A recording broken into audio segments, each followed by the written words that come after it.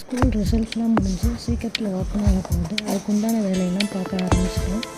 என் பொண்ணு cutlery set வேணும்னு சொல்லி லாஸ்ட்டு வரை கேட்டுக்கிட்டு இருந்துச்சு.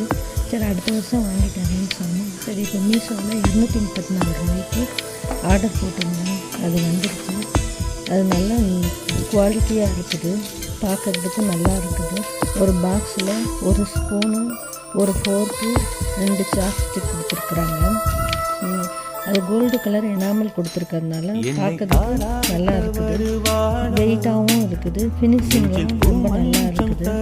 ரொம்ப பிடிச்சிக்கிச்சு. என் பொண்ணுக்கு இதை பார்த்தோன்னே ரொம்ப பிடிச்சிச்சு.